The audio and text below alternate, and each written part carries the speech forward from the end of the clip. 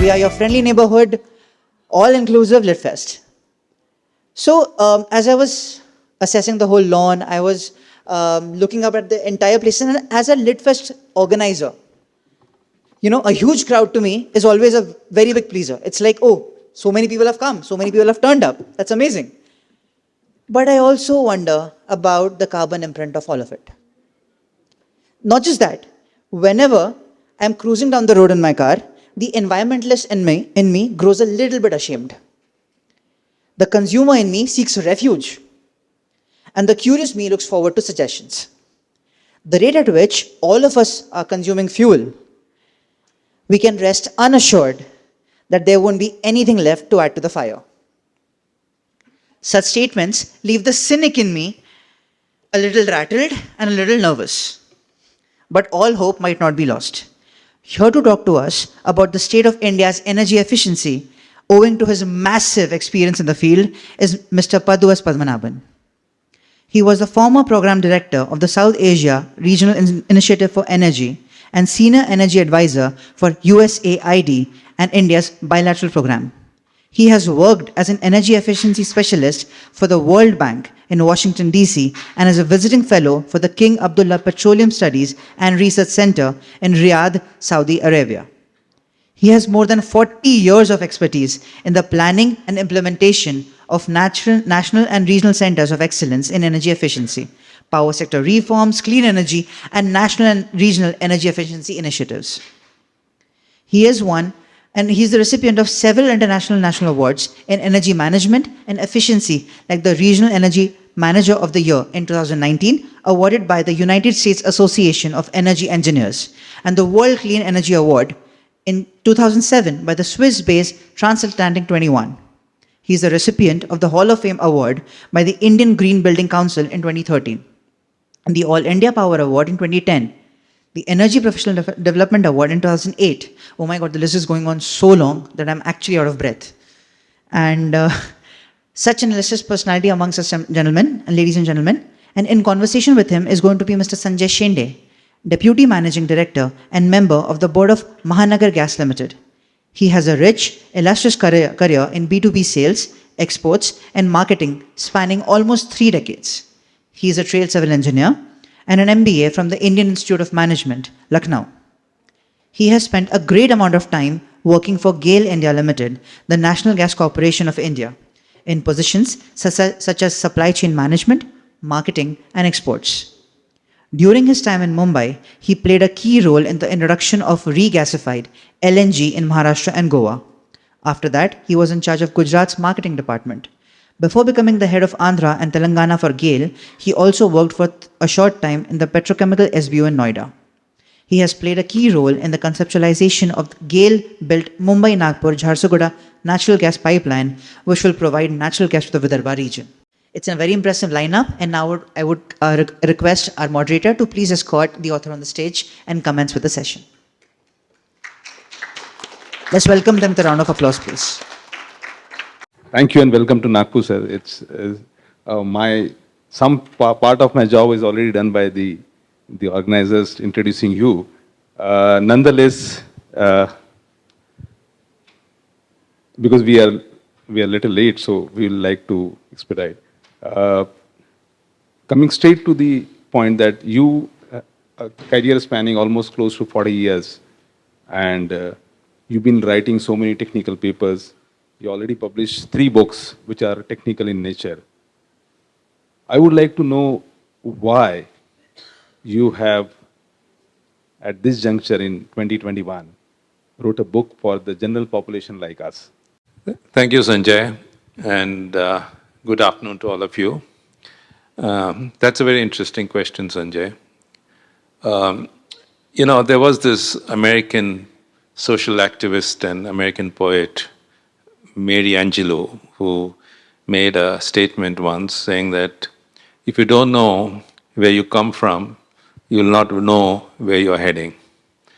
Now, we're all confronted, as you know, with the existential threat of climate change, and there is a degree of concern and worry. In order to address that, the government has thought of several measures and steps. But it was very important, I think, to reach out to the younger generation in the country and inform them, enthuse them, inspire them about some work which has already taken place in this country over the last 30, 40 years related to energy efficiency, which is one of the cardinal pillars of any decarbonization effort, so that they are informed about institutions, about people, about projects, about programs which have worked, probably not at scale and not at the speed that you'd like to. So that was really my motivating factor to write this book. Uh, we normally, when we talk about technical books, we expect the cut and dry concepts. Even for a layman, when we do it, we do that way. But here I came across a book which is technical in nature, but very surprisingly, it is also it made it even more interesting. The fact that I'm also in the energy business and was very keen to know about it. It also made it doubly, interesting that it also talks about your journey through the entire process for last 40 years, which is quite unusual. So, would you like to talk about why a different style of writing, you have adopted here? Yes, Sanjay, you're right. I had written technical pieces earlier, and actually, if one were to go to any library and go to the energy book section, you'll find books on power sector, you'll find books on your sector, the gas sector, oil, global, international scene, full of statistics, full of interesting information. But there's very little books on energy efficiency, that's one. And even if those books are there, it's about case examples and case studies about what great projects have done. But very little which goes into the experiences of individuals, experiences of institutions, of how they went about designing energy efficiency programs, what was the thought process. And that was really the difference between what I had written in the past and in this book, because I felt very strongly that you need to communicate all of this in a non-technical way. So there's very little statistics in my book. There are no graphs and charts and so on, because I'm from the World Bank and I've been an economist there, and you know how they are. They come out with all these charts and graphs. I've avoided all of that and come out with anecdotes and narratives and experiences. So that was but keeping the central message clear that this is what was done, this is what was achieved, and this is the kind of progress that we have made, and the failures as well as the successes. I'll take a brief pause here and would like to ask Ms. Padmanabhan about the importance of this topic. We all know about it, that why it is so important, given the context that we are here, a country which is growing at a very fast pace. We need a lot of energy. On the other hand, there is an impact of this development, which will create larger issues which people say will be non-manageable going forward. And I was just talking to him in the lounge, and this is and why we are talking about India is this is the cover of the latest Time magazine. This is Feb Time magazine, how India became the most important country for the climate's future. So this is one of the reason why we are talking about our commitment to net zero by 2070. We are talking about limiting our temperature, our increasing the temperature by 1.5 degrees. So would you like to put it in a more holistic manner for the audience to realize the gravity or the importance of this situation we are in? Then we'll talk about the journey itself. Right. I kind of alluded to it in an opening statement where I said that energy and climate change could well be the existential threat. and it doesn't necessarily need to be so. Now, this article in the Time magazine actually looks at the whole gamut of issues and looks at India and the successes that India would have in the future and how it will impact the global climate. Now, it's very clear that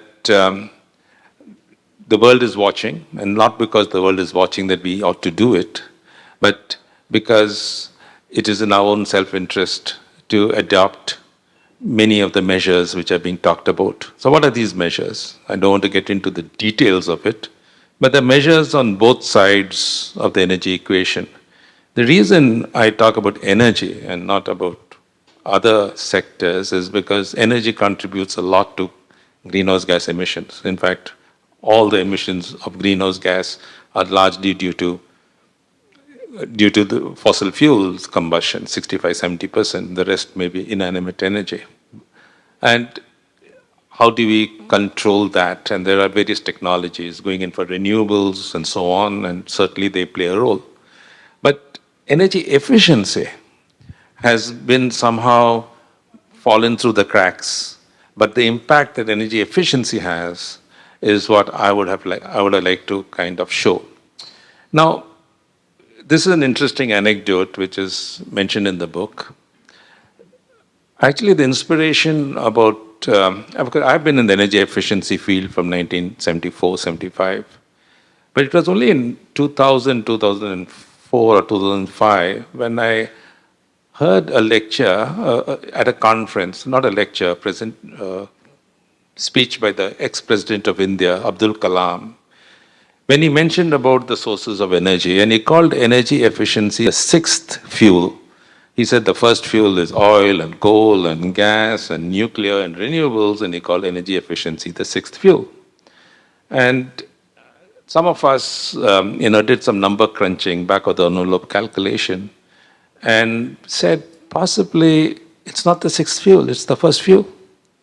There's more energy saved in the country than has been generated through oil or coal or electricity or hydro or nuclear.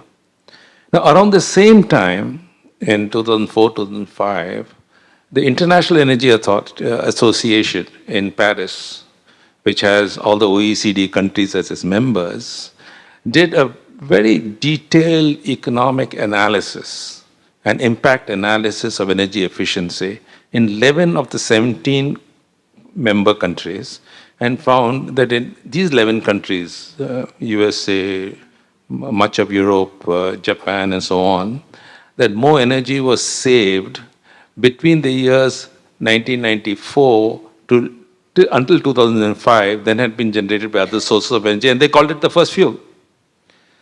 And I said, that's interesting, because if that's happened there, and it's also beginning to happen in India, then maybe that's what it is. So that's why I call the book The First Fuel. Yeah. Okay.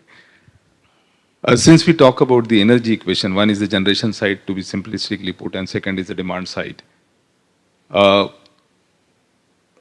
you like to take the audience through some of the examples? Maybe you can touch upon the green buildings, because that is one success example we have in this country.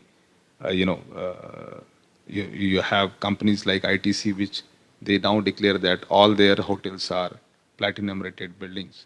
But the start point is where Mr. Padmanabhan was instrumental in putting that into India. So if you can take us, and also I would like to start with that interesting point where the beginning of this journey was something which is totally not connected to the energy saving.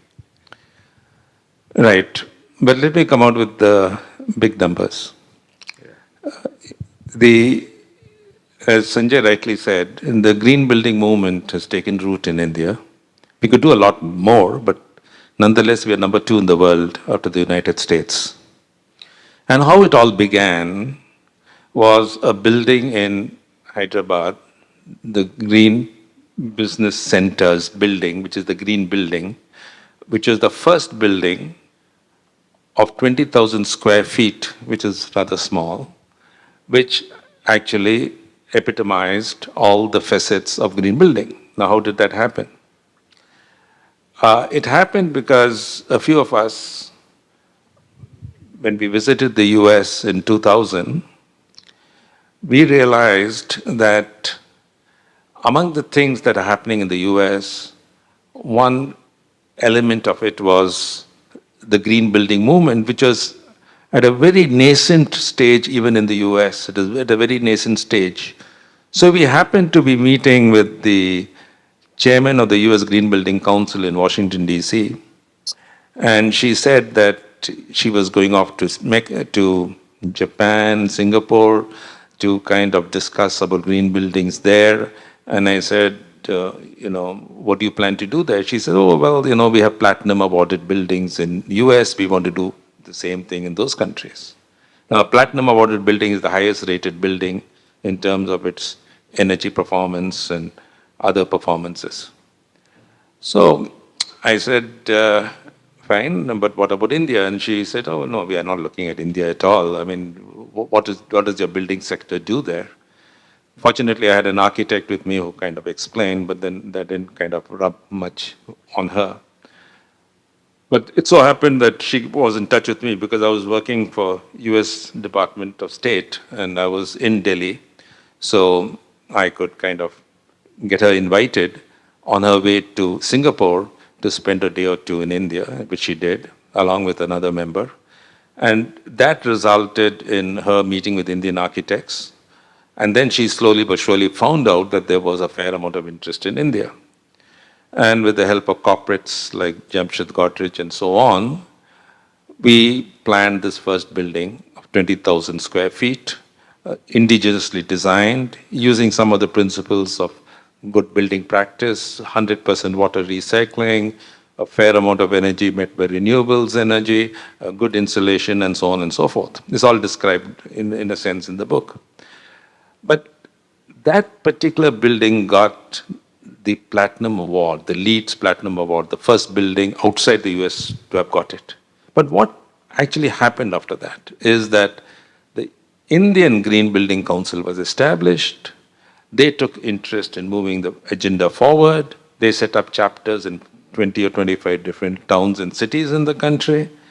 And today, India has 10.5 billion, that's with the B, billion square feet of green buildings, of green building space, or across about 8,000 projects or whatever. And they are moving forward. Some of the corporates like ITC and others have moved it forward. So that's an example where at scale and at speed, we were able to achieve. There's a lot more to be achieved. I'll leave one statistic behind for you just to mull over.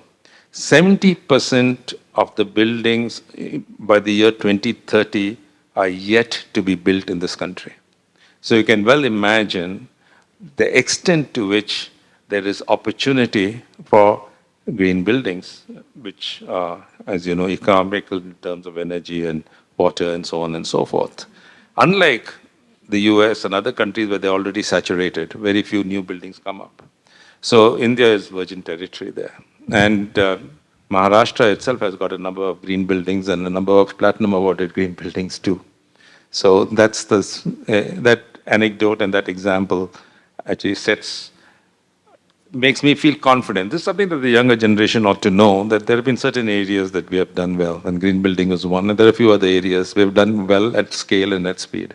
Yeah, but I have a slightly, different take, take in the sense that, as you said, 70% of the buildings are yet to be constructed going forward. And we really need to drive the energy efficiencies through this green building. However, the building codes, which are still there, I mean, have they come up to the mark? Are they geared to do that? Other than, talking about... That's a good question, Sanjay, because most of the buildings which are green buildings are not necessarily government buildings. Most of them are private sector, corporates, and so on. But the government of India, through the Bureau of Energy Efficiency, initiated the Energy Conservation Building Code under one of my other programs. See, I've got two hats. One is working with the private sector, and one is working as a USAID official with the government sector on the bilateral projects. So under the bilateral program in 2004, 2005, we hired consultants to develop the energy conservation building code. And the energy conservation building code is well structured and well integrated with the national building code. Right. And to a large extent, that is being followed. The problems of implementation are always there, but that has taken cognizance of. Yeah. That's the point I'm making. Uh, as you said, we have success examples. So mindful of the fact that we are sitting in a place which is kind of a powerhouse for the coal power generation in the country. Uh, you also talk about the co-generation, but then such a wonderful concept of co-generation, tri-generation. Now people are talking about quad generation also, where we take care of the carbon dioxide. Uh, would you like to tell us why that movement of co-generation, which was supposed to almost double the efficiencies of the power generation, has not come to the fruition or has not come to the expectations we wanted you wanted to have it? Well, I'm basically a thermodynamician, and so is Sanjay. So we look at energy from the thermodynamic point of view, which is the second law of efficiency. And cogeneration epitomizes the second law of efficiency. Basically, what does cogeneration mean? That you use a single source of energy to meet multiple end users. And therefore, the energy conversion is much more efficient. So you have heat and power, which is required in industry, and you use a high efficiency boiler at high pressures to generate power and extract from the particular turbine the heat to meet the process requirements. The efficiency of that is much higher than buying power from the grid and generating your own heat through your own boilers. That's pretty much known as old as the hills. But cogeneration in India had not taken off to the extent that we thought it would.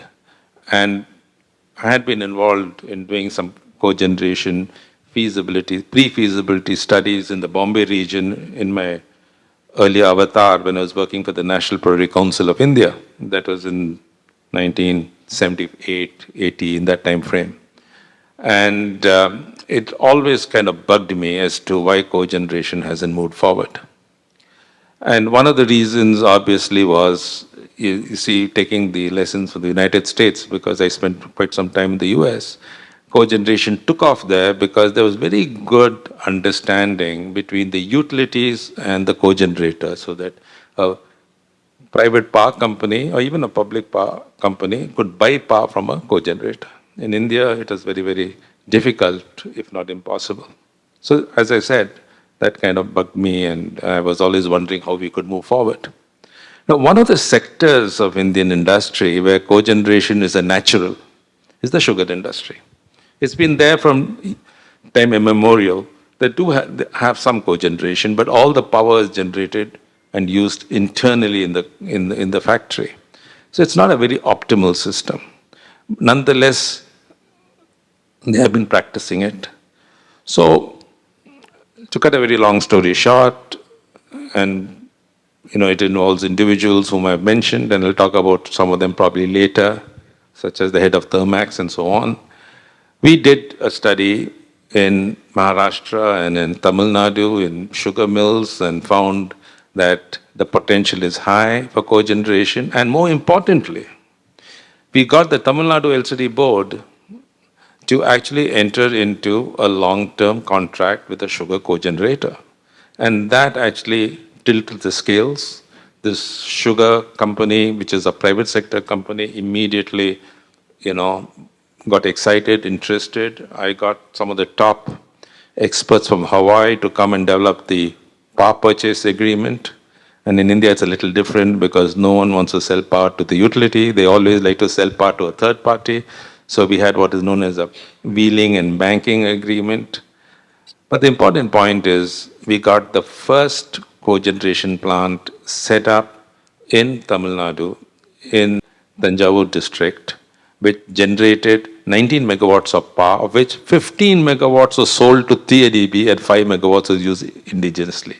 Now, another interesting thing about India, and all of you know, is like preaching to the converted. When anything good happens, people actually replicate it. So immediately the contracts, actually everything depended on the power purchase contract, on the pricing of cogenerated power. At what price will the sugar mill sell power to TNAB? And what is the basis on which it was done? So the other sugar mills got interested. VSSK in Sangli district got interested. They went into it because, in Sangli district, some of the major sugar mills are here.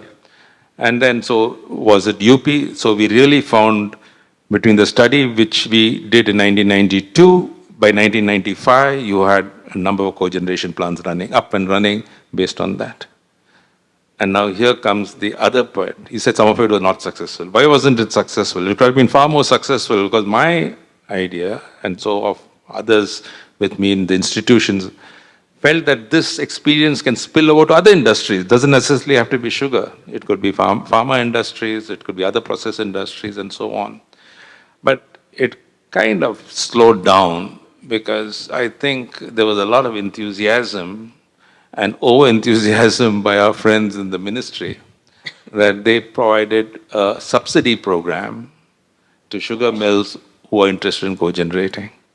Now, a subsidy program is okay when the person really needs the help. But in a situation where the returns are excellent, where you don't need any subsidy and the market forces will take it forward, the subsidy program turns out to be a distraction. And that's exactly what happened. Everyone started going after the subsidy. Everyone forgot the main objective. And therefore, the program slowed down a little bit until the subsidy got exhausted. And then, lost interest. People lost interest. And of course, it's moving forward. But I think the success was that we did test, demonstrate, and validate a cogeneration project in a sugar mill with the idea that it can be replicated all over the country. And today, we are going beyond cogeneration, trigeneration, quadrigeneration, and so on. Yeah. At least it moved the needle on this. Yeah, we're still not there because in terms of the captive power plants or trigeneration, cogeneration, we are still on a takeoff stage. Since we talked about the success story and the failure story, I would also like to talk about. I would like you to talk about the journey of training the people or building the right institutions. So can we start with CENPAP? Can you take us through that journey of Center of Excellence for Power, which you talked about in the book? Because that I found it to be one of the hugely successful story of institutional building focused to a sector. Right. This idea of Center of Excellence, I think, is not a new idea. It's an old idea. But it was important that we set up these islands of excellence so that others can learn from it. So I had some experience in setting up the Green Business Center in Hyderabad, which was housed in a green building. And that was a center of excellence in energy efficiency and renewables and so on. But at the same time, the key energy problem facing the country, and I'm speaking from in an area which is in the coal belt of India, that's Nanya Nagpur, is coal. And coal indeed meets 65 to 70% of our power generation needs. Even today, and it's a fuel that we can't step away from. But if you look at the coal industry, I'm not talking about mining, I'm talking more on conversion from coal to electricity, power generation. We had one major boiler manufacturer, BHEL, and they were manufacturing these coal-fired boilers right from 1960s, 70 under collaboration with companies like Combustion Engineering in the US, General Electric also. And General Electric and so on. Yeah. But at that time, most of the designs did not reflect Indian coals. We did not understand Indian coals sufficiently. These were boilers designed for American coals, for anthracitic coals, not for our semi-bituminous coals. Of course, some provision was made in the design to handle high ash coals, because Indian coals for the layman among you, is very high in ash content, 40, 45, 50%. Whereas their coals are hardly 15 to 18% ash content. So you have a lot of ash flowing across through the boiler, and that actually affects the operation of the boiler. So we did not understand our Indian coals well. And that was something that we tried to set right by establishing in BHEL, Trichy, a coal evaluation test facility and a number of test facilities. Now, here I must say that the Indian side, in this case BHEL, did much of the hard work. All we had to do was get some experts coming in from the US, get some instrumentation from the US, but much of the work was done here in BHEL Trichy. And that got them a better understanding. So, such of you who are following the power sector, if you look at the statistics, in the year 1975, 80, 85, a 210 megawatt power plant was giving a lot of problems. You had to kind of run it for short periods of time and stop it because the coal not only is high in ash content, it is also high in silica. So it scours the boiler tubes, shutdown of the boilers are very high, they're very hard, so grindability index is very high. So you need to have 2, 3, 4 pulverizers, etc., etc. I remember talking to my American friends, and they said, if they had coal like the Indians have, they'll not be able to generate any power because they just don't have it in them to handle high ash coals. Our coal is unique to us, and we had to handle that. That's the problem that we were facing. No other country in the world was facing that problem. China, up to some point, was, but our coals are very, very different. So, enough said on that. So, later, taking the BHEL example, another opportunity arose. We directed our attention from boiler manufacturers to the users and went to NTPC because NTPC was the largest thermal power entity in the country and among the largest in the world. Today, NTPC is the second largest in the world in terms of coal power generation. And they were around 60, 70,000 megawatts. And we told NTPC, you're going to have a good boiler and so on and handle high ash Indian coals, and that's fine. But how do you operate the boilers consistently so that you get the best efficiency of your system? Your heat rate of the power plant is high. And NTPC said, how do we do that? And we said, why don't we set up a center for energy efficiency and environmental protection, CENPEEP. And that's where that center of excellence, actually, we had the Secretary Energy from Washington, US Department of Energy, Miss Hazel O'Leary, come in 1994, and then she's entered into this agreement and signed off the agreement with the government of India, and that resulted in CENPEEP, and CENPEEP has got now branches in, I think, 2 of their power plants. It's one in Chhattisgarh. One in Chhattisgarh, etc., which is... Now, what does that center do? That center educates, that center trains, the center provides technical support, the center does analysis, etc., just on how to use coal well in Indian power plants. And the capacity factor for Indian coal-fired power plants is 85, 90%. Now, if you look at statistics, capacity factor for Indian power plants in the 70s and 80s was hardly 45%. Yep. So we have doubled the capacity factor because we know our Indian coals better. Now, this is not to reflect the fact that Government of India under the CSIR laboratory, like Central Fuel Research Institute, did have scientific, technical competence to do some research, but much of the research was very basic and not sufficiently, enlarged upon to impact coal use in power plants. It had to be done by BHEL and NTPC, and to some extent we succeeded in doing that. Yeah. Our story of innovation needs needs a separate topic altogether.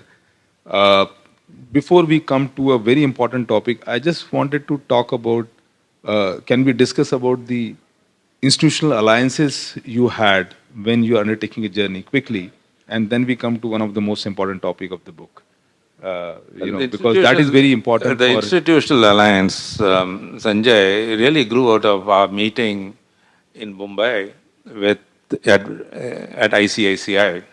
Oh, it was not a bank that time. It was not a bank. It was a development financial Yeah. institution, and I'm talking about 1986, 85 in that time frame. Right. And they had a remarkable person heading it, you know, N.N. Vagul, who was the chairman. And Vagul was very interested in development. And he felt that energy could be a good example of, uh, of pushing the development agenda. And he asked us to look at that sector. I was working with USAID at that time. So we looked at it and we said, well, you know, in the US, it's a little different. In India, the world of science does not talk to the world of enterprise and does not talk to the world of finance. These are like ships passing silently in the night. You know, you have R&D lab, CSI lab doing the little thing on the side. You have industry which doesn't have, works largely on borrowed technology and involved in technology transfer rather than technology development. And you have financial institutions who couldn't care for either of the two. And how do we get these three entities together? And that's the basis on which the first program was designed called PACER, Program for the Advancement of Commercial Energy Research. I was fortunate to work with some giants here, and I've described them in the book, how they thought through this process. Actually, it was Dr. Guru Raja, who was in the Department of Non-Commercial Energy Sources, Sanjay. And he actually said one thing. He said, I'm a bureaucrat. Somebody comes to the door and tells me that the best thing in sliced bread is biogas. Somebody else comes and says it is wind. Third guy comes and says it's solar PV. Fourth guy says don't listen to any of them, it's energy efficiency. How do I move forward? And this is in 1983, 84 time frame, 85 time frame. And we said, why don't we plug both these things together? Institutional alliances working on projects which are based on what the market needs. Because until then, the ministries were funding research without any regard to what the market wanted. So why not have a program which works with institutions based on proposals that the market develops? Now today, this kind of language is well known and you can appreciate it. But in those days, it was completely foreign. So we designed this program. And in a matter of about 3 years, this program supported about 20, 30 technologies, small, big, of which 7, 8 of them were commercialized. What is the secret on that? It is very simple. On the face of it, I'm keeping it simple. You had manufacturers, end users, R&D institutions coming together, submitting a proposal based on what they felt made sense. 50% of the project cost was put on the table by these entities, by the lead members, whoever it may be. And the balance 50% was given as a grant by USAID through ICICI. But if the project succeeds, you pay back double of what you took. So if you took $3 million, you pay back $6 million over a period of time. That was the venture capital. So this was also the first venture capital of its kind. And thanks to Vagul, who believed in all of that, that it moved forward. So that is an institute alliance. Yeah. So, when I went to the table of this book, I found that a book about energy efficiency had 2 chapters on water. And I was really intrigued as to how water is connected to energy efficiency. So I straight away jumped to those chapters rather than going through the sequence. So why are we talking about water in a book primarily discussing energy efficiency? Good question. And, you know, you require energy to make water and you require water to make energy. And it's not trivial. The amount of energy which is now used in agricultural states, largely predominantly agricultural states, 30 to 40% of your electricity is used for pumping water, conveying water, treating water.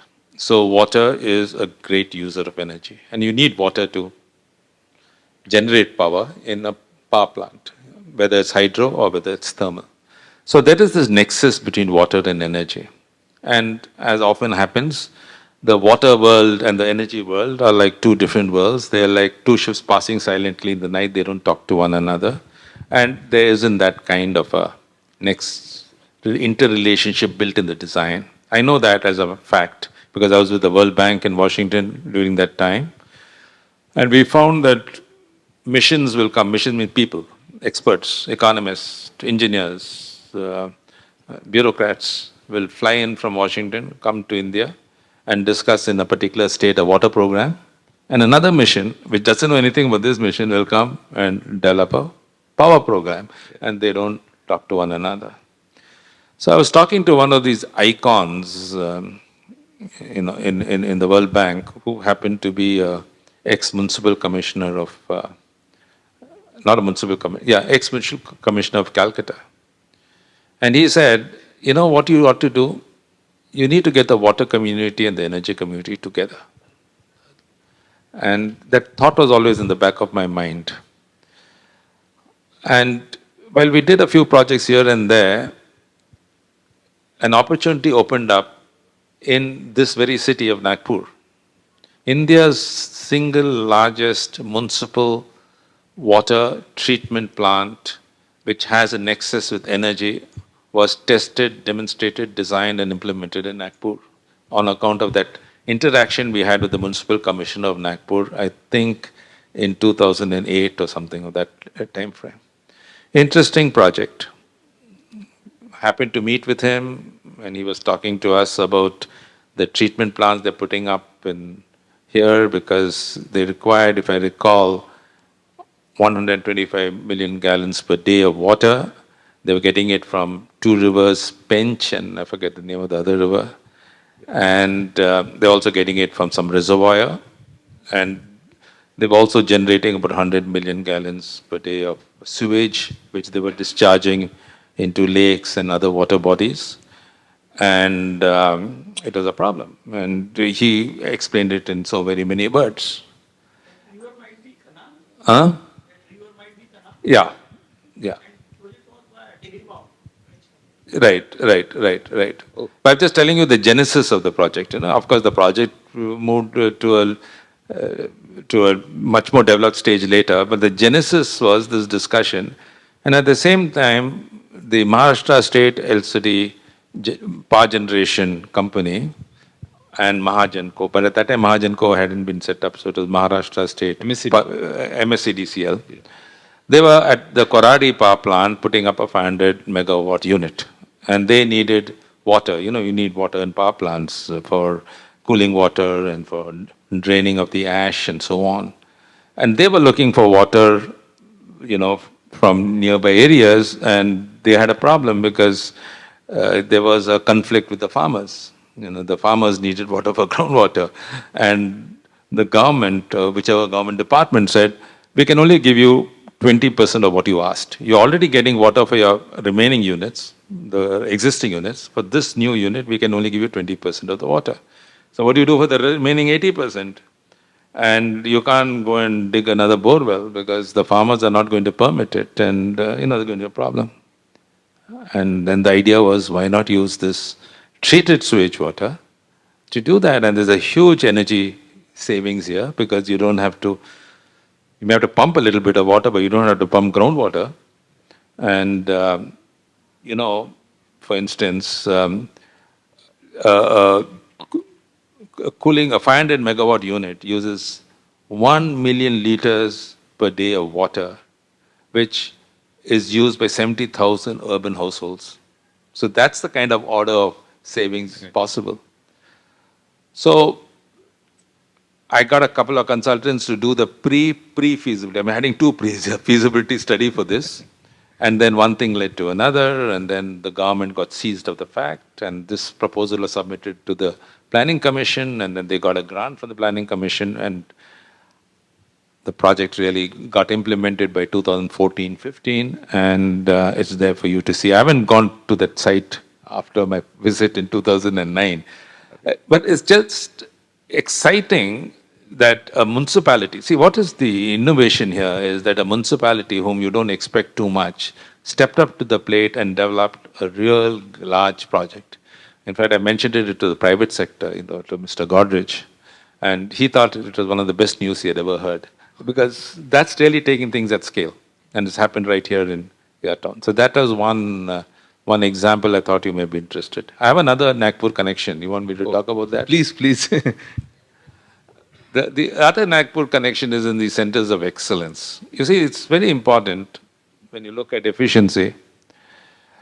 The large corporates in India are well versed with the idea. They know. You don't go and tell a corporate like an ITC, or for that matter, let's say a Reliance, and I've been to Reliance plants, that you have to do this and that on efficiency. They're basically doing it. Or I shouldn't even tell Mahajan Co what you should be doing on efficiency. The real opportunity lies in the MSMEs. And that's where there's a lot of wastage, either through ignorance, antiquated technologies, etc., etc. Yeah. So we wanted to set up a center of excellence for training of boiler operators and furnace operators on how to save energy, down to that level. And there is an ESCO here in Nagpur, CTech Incorporated, CTech Private Limited, and they have a person with a lot of vision, Milind Chitawar, and Milind's wife here is here, Bhavna.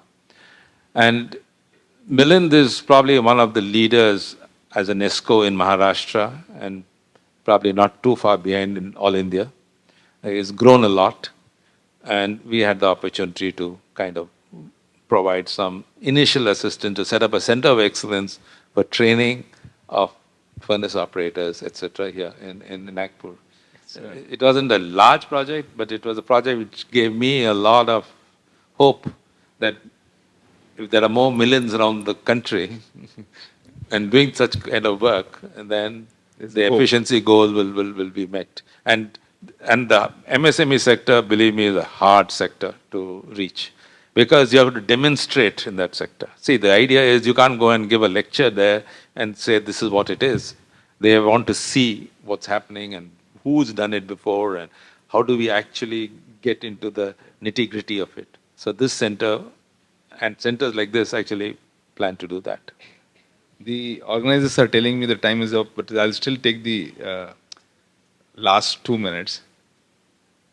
Having gone through the book, I have a very, very important question to you. What next? I'm not an author in the sense that this book came out largely by accident, in the sense that somebody came up and said, why don't you write a book? And I said, what can I write about? That's always the question. Sanjay, it'll come to you sometime when you have gray hair like me. What do you write? And he says, you're talking about these things and, you can put it down. And I thought to myself, that will be a good, contribution to make to the younger generation. So that's why I wrote this book.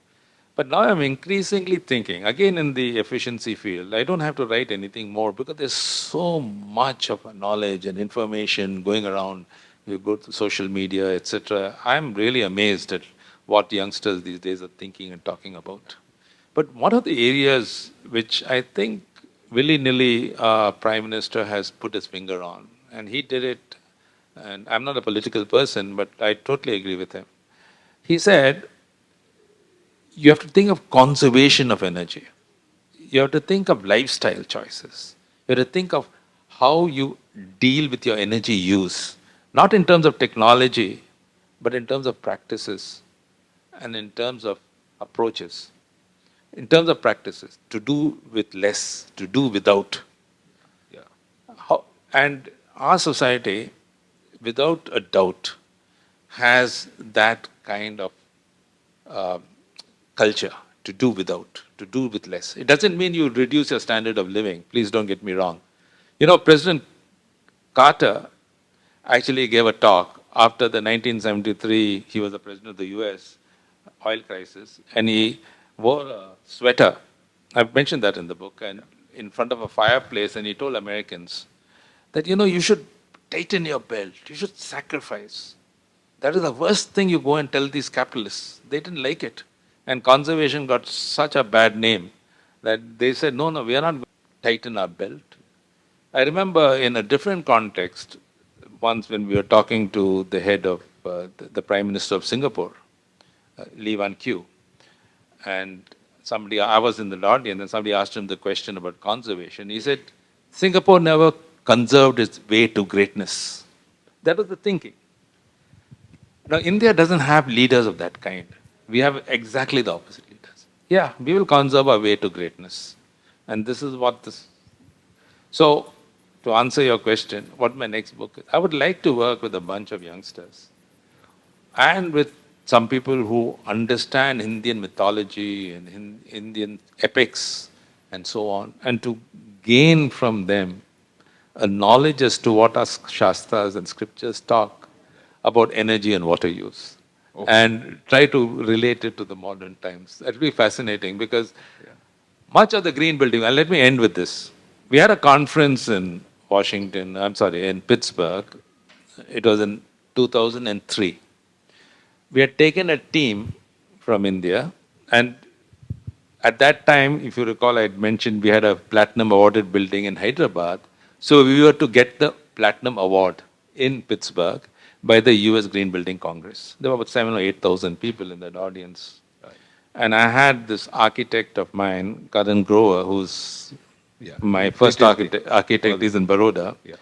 And he gave a presentation to a smaller audience of about 300, 400 people. And he actually showed right from Harappa, Mohenjo-daro days, right up to today, different buildings in India.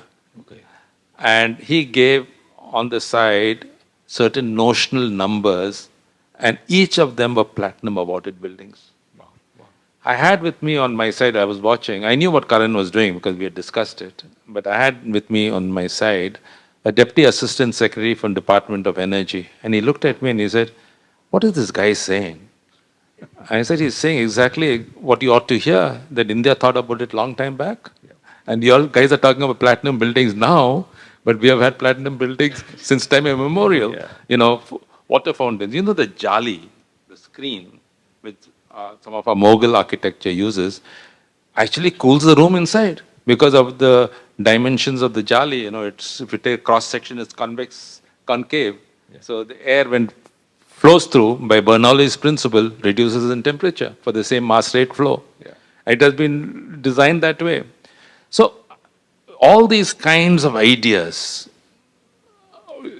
in the building sector in India is fascinating. Architects today know it, but we need to kind of get back to this, get back to the roots. I would like to write something about that. Wonderful. Look forward to that. And we have very little time for Q&A. We'll be taking a couple of questions from the just audience. one or two, if it is there. Just the question, we are running out of time. Yeah.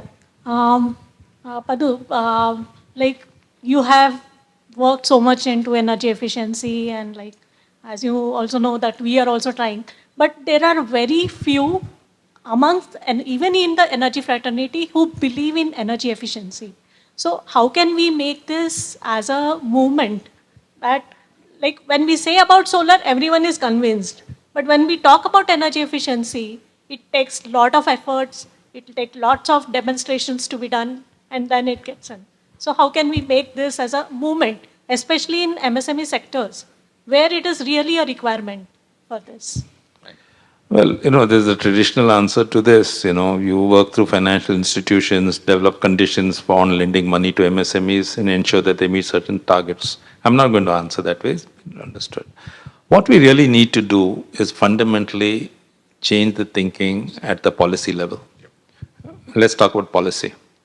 At the policy level, that energy efficiency is a resource no different than oil, coal, electricity, anything. It's a resource. That's why I call it the first fuel. Give it the same importance as you would give a coal ministry or an oil ministry. That's number one. Number two is currently energy efficiency is part of Ministry of Power or Department of Power. And, you know, it's like asking the fox to guard the chicken house because power is a supply ministry. And when you're in a supply ministry, demand side is never given importance. It's given a small role.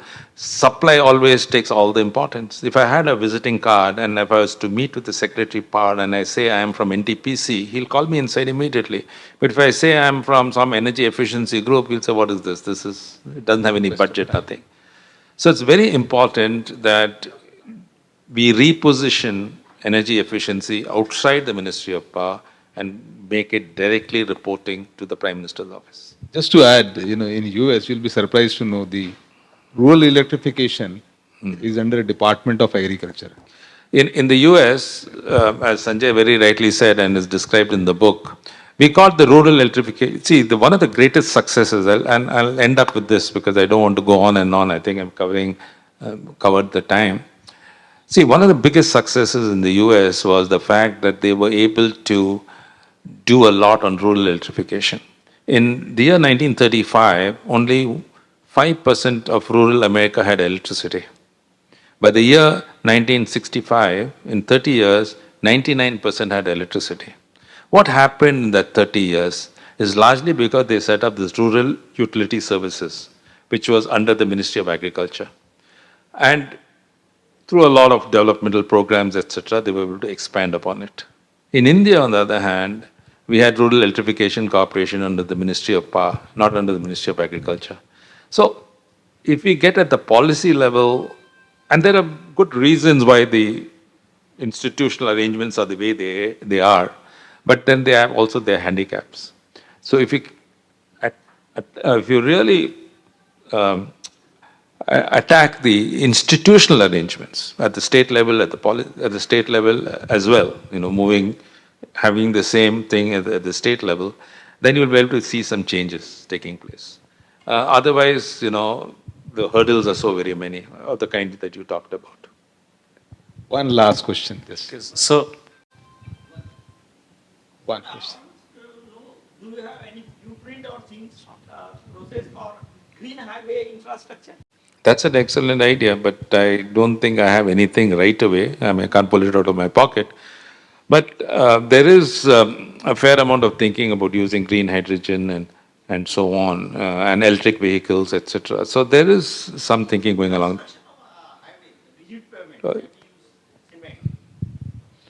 Well, green cement is being talked about, but I have a better idea. I won't say better idea, I have another idea which I've been pronouncing at different places. And that is, every activity, any activity you can think of has an energy efficiency potential. Any activity. We are sitting in this room, the lighting, the air conditioning, you build a building, the kind of material you use in building, etc., etc. So why don't we come out with principles of energy efficiency for every subsector of activity, so that when we build something or when we manufacture something, these are the fundamental principles that we follow through. Now, corporate India is in a sense doing that, but then that's only on one end of it.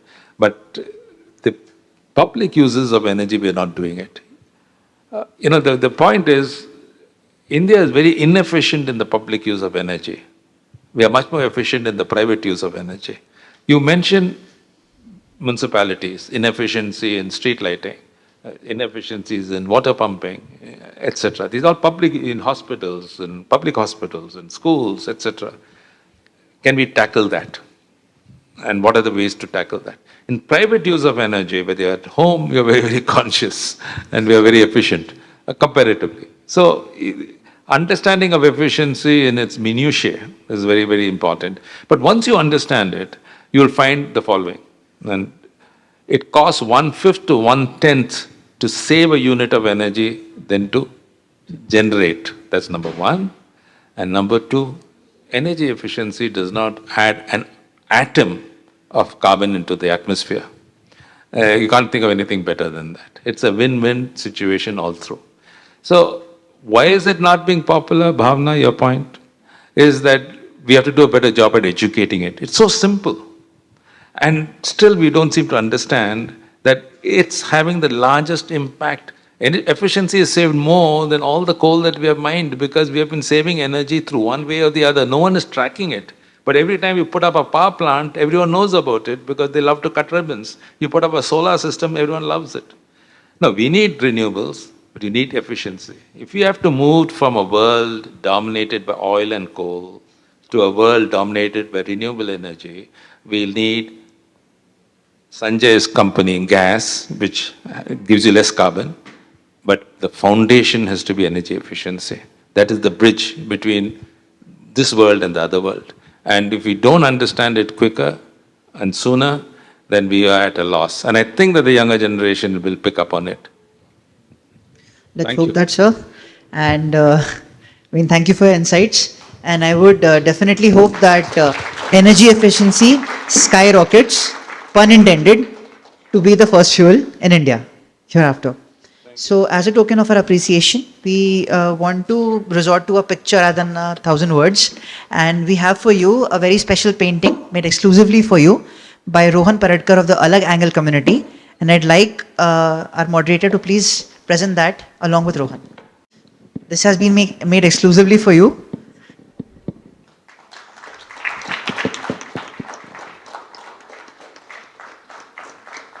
Thank you so much, Rohan. Thank you so much, sir. Thank you so much, Sanjay, sir. Thank you very much, Sanjay. He's understood the program far better than I did. Thank you, sir. Pleasure having you here. Thank you so much, sir. Padmanabhan, sir. Padmanabhan, sir, and his book are available downstairs. At his discretion, please go up to him and talk to him, interact more, and please get his book signed as well.